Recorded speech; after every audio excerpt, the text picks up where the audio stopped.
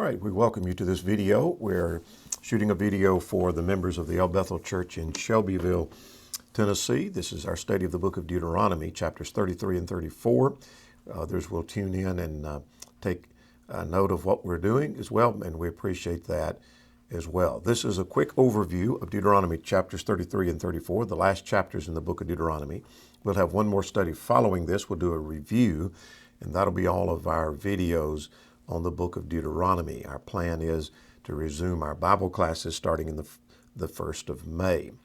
So we won't be continuing these studies of Deuteronomy. So we'll have one more, which will be a review, and the John studies that we're doing for our Sunday classes, we'll have one more of those on John chapters 20 and 21. So let's get underway looking at Deuteronomy chapter 33 and 34. And what we have is Deuteronomy chapter 33 and 34 slated for this Wednesday, that is April the 22nd, and that's our scheduled study. And you'll also notice here on the screen before you that next week is intended to be a review, and so we will do a quick review of the book of Deuteronomy. Now, what we're doing in these studies, for any who may be joining us for the first time, is we're basically looking at a quick outline and overview. It's not a detailed study, not a thorough study. This is just an effort while we're not having our classes right now due to the coronavirus, that because we're out of our classes, we're doing a quick overview just to keep us caught up. This is the outline we've been following throughout the book by Warren Wiersbe, as he outlines the book in 4 sections: the historical concerns, practical concerns, prophetical concerns, and then there are the personal concerns, and that's where we are as we wind up the book. Last time we looked at chapters 31 and 32. This time we're looking at 33 and 34. As Wiersbe outlines it here, there was a new leader, chapter 31, a new song, chapter 32, a new blessing, 33, and a new home, chapter 34. We're going to see a contrast between the song and the blessing. The song of chapter 32 seemed to focus on prophetic information dealing with the apostasy and their departure and what they were going to do and go astray. Chapter 33 seems to focus more on the blessing that is pronounced upon them. So if you haven't already read chapter 33, I encourage you to pause the video and read chapter 33 in its entirety, and then on the other side of that, we'll resume our study. All right, let's get underway looking at chapter 33. 3 things happen in chapter 33.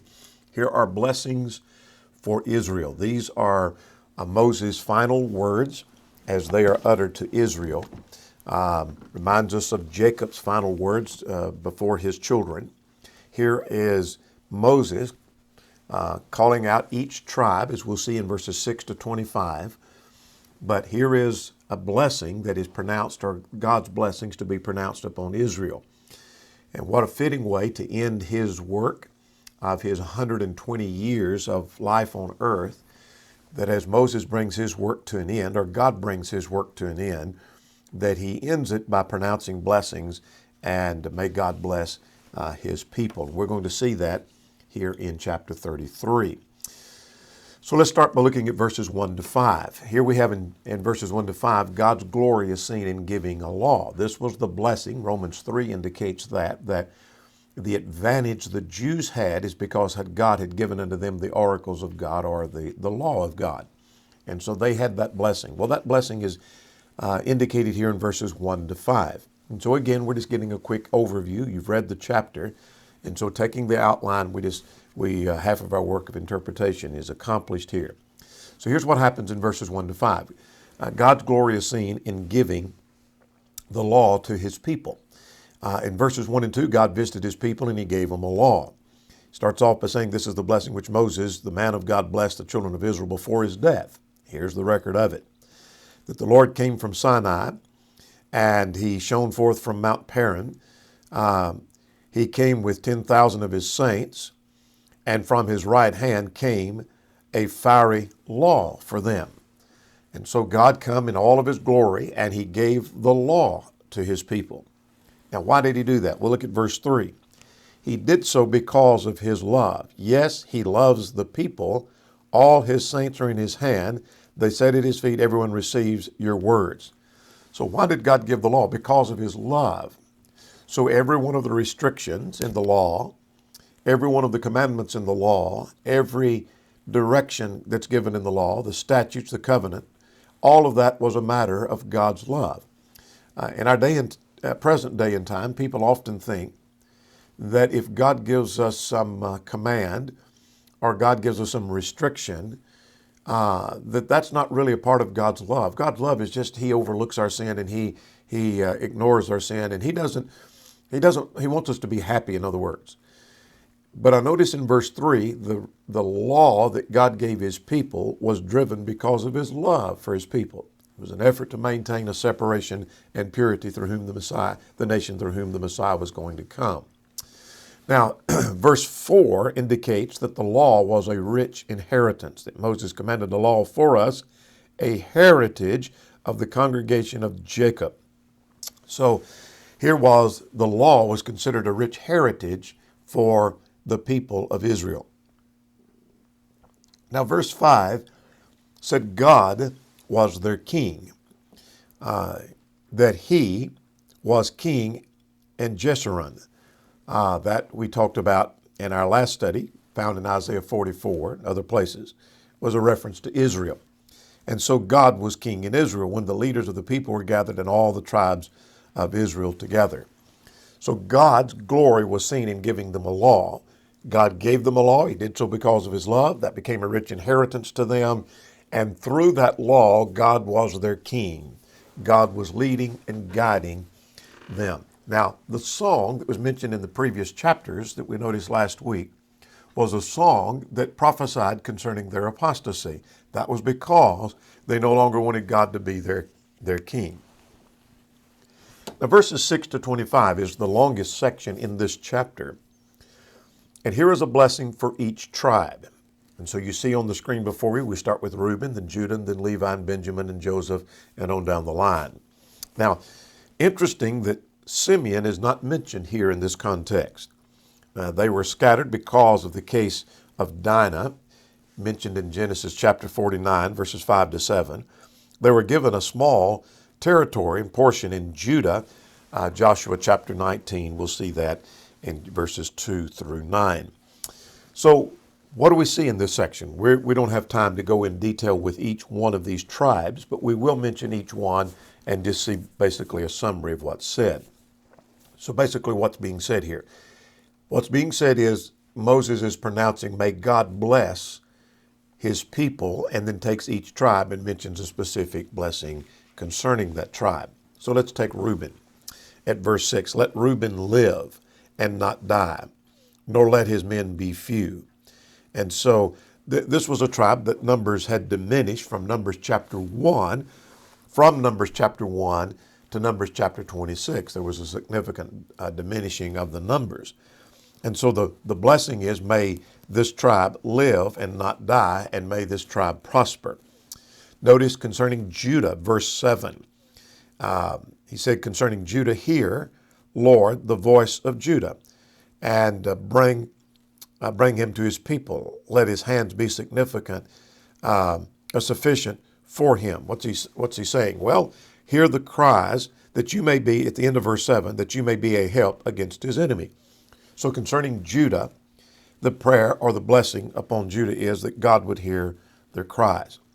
Now, Levi is mentioned in verses 8 through 11. Now, there are several things that are mentioned concerning the tribe of Levi. When he talks about let your Thummim and your Urim, this was a means of communication with God to discern the will of God. Be with your Holy One, whom you tested at Massah, and with whom you contended at the waters of Meribah. It's talking about the cases of Exodus 17 and Numbers 20. Here were cases wherein they had put God to the test and wherein they had rebelled against God. Now notice at verse 9, they're to put obedience to God above family. He who says of his father and mother, I have not seen them, nor did he acknowledge his brothers. What's he saying? Well, look at the end of verse 9. For they have observed your word and kept your covenant. So obedience to God, may your obedience to God be put above family and other relationships.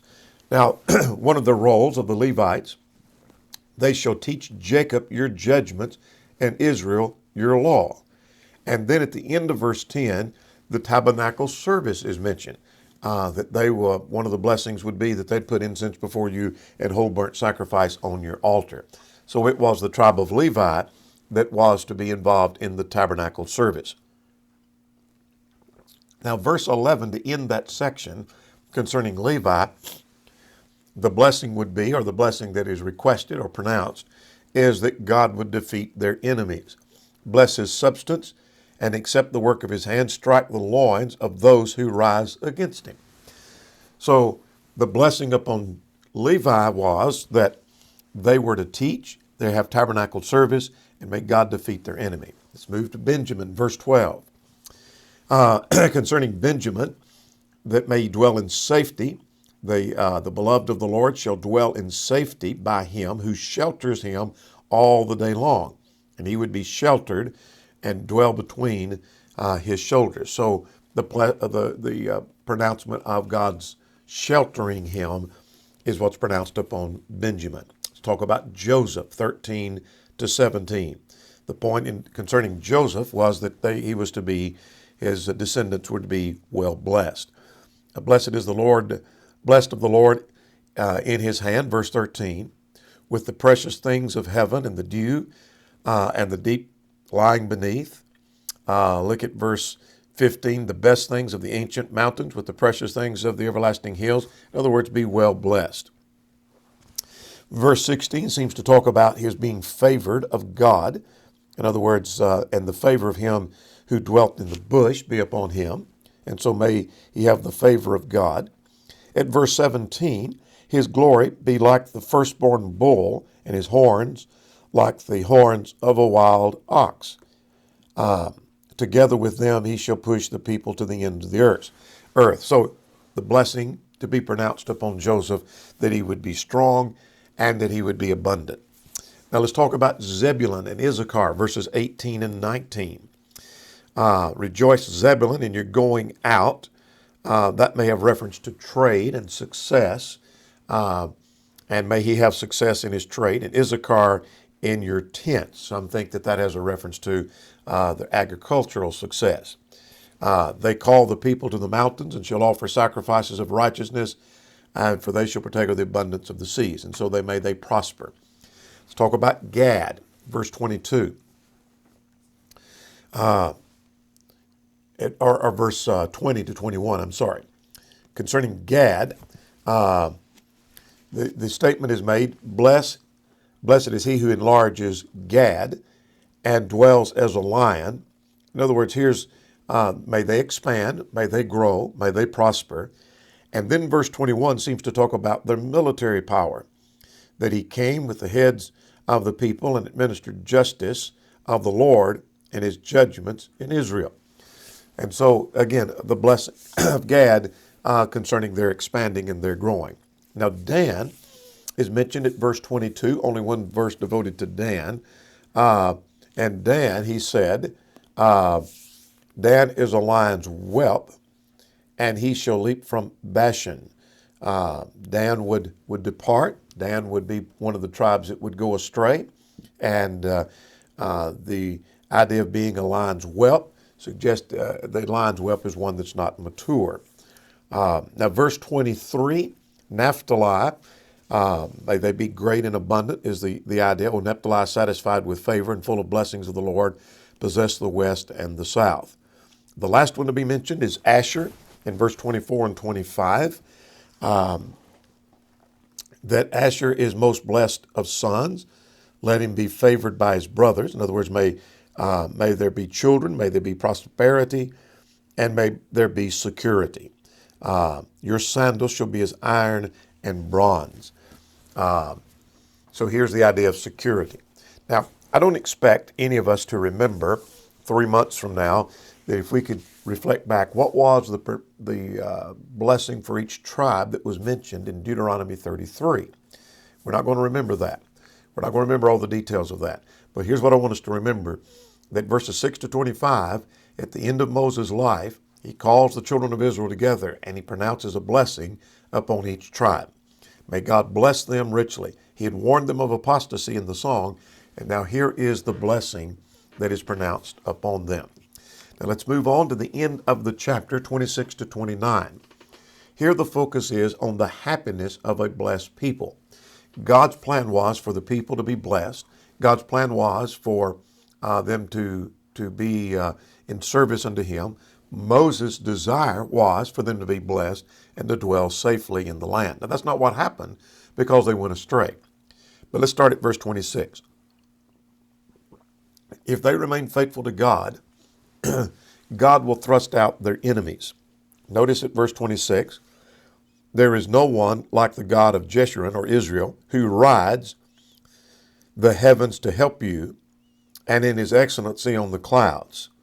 Verse 27, the eternal God is your refuge, and underneath are the everlasting arms, and he will thrust out the enemy from before you, and he will say, destroy.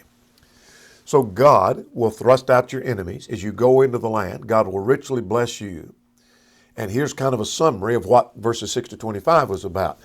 That when you go into the land, you're going to prosper, you're going to do well, and God will drive out your enemies for you. Now, 28 and 29, the people should dwell in safety. That Israel shall dwell in safety, verse 28, the fountain of Jacob alone. Happy are you, verse 29, O Israel, who is like you, a people saved by the Lord. So if they remain faithful to God, they're going to dwell in the land and they'll be in safety. So here's what chapter 33 was about. And I know this is a quick summary. But what chapter 33 was about was the blessings pronounced upon Israel. God blessed you with a law. Then here is specific blessings for each tribe. May God bless each one of these tribes. And then he summarizes at the end that happiness is what is bound for a blessed people. God will drive out your enemies and you'll dwell safely in the land. Just be obedient to God, which is the point found throughout the book of Deuteronomy. Now let's go to chapter 34. You might pause the video, take time to read chapter 34. It's a short chapter. Then on the other side, we will resume our study. All right. Let's look at chapter 34. Three things happen in chapter 34. We have the death of Moses, verses 1 to 8. We have Joshua as the new leader, verse 9. And then we have a tribute to Moses, verses 10 through 12. Let's talk about the death of Moses, verses 1 to 8. What about the death of Moses? Well, God had told him he wouldn't enter into the land because of his disobedience. We've understood that from previous references. But Moses went up from the plains of Moab to Mount Nebo to the top of Pisgah, which is across from Jericho, and the Lord showed him all the land of Gilead as far as Dan. All right, here's the picture. Here's the map we've been looking at. And here is Mount Nebo that we've already pointed out from previous studies. And so Moses is being told, you're not going to be allowed to cross over. They're near Jericho right here. You're not going to be allowed to cross over and go into the land, but he showed him the land. Now, here is a map that shows the altitude. And while this is, Mount Nebo is not the highest of the mountains, it is a high mountain nonetheless. And you see the altitude here on the screen before you and how it compares to other places. There are other places that are higher, obviously, as I'm trying to point them out with the pointer here. But there are several places that this is much higher. So from this point is what we're trying to drive at, that God allowed him to see much of the land, as verse 1 says, the land of Gilead as far as Dan, and all Naphtali, and the land of Ephraim and Manasseh, and all the land of Judah, and as far west as the sea. So from that point, Moses could see the land that God had promised him he could see. Now, let's go back beginning at verse 3. Then the Lord said to him, after he showed him all the land, this is the land that we've been promising. This is the land that God had promised to Abraham. So he says at verse 4, this is the land that God swore to give Abraham, Isaac, and Jacob, saying, I'll give it to your descendants. I will cause you to see it with your eyes, but you shall not cross over. This is what God had promised him from Numbers chapter 20. So Moses died there in the land of Moab according to the word of the Lord, just like God had said. And he, that is God, buried him in a valley in the land of Moab opposite of Beth Peor, and no one knows the grave to this day. No one knows where Moses is buried. Had there been a place, because Moses was such a great leader, highly esteemed among the Jews, had there been a place that was identified as the burial place, it would have become a shrine and a place that would have been worshipped within itself. And so God didn't want anyone to know where he buried him. Now at verse 7, Moses was 120 years old when he died. You think of one who's 120 years old, maybe so feeble that he couldn't see the land. If God took him to the mountain, that wasn't the case with Moses, because his eyes were not dim nor his natural vigor abated.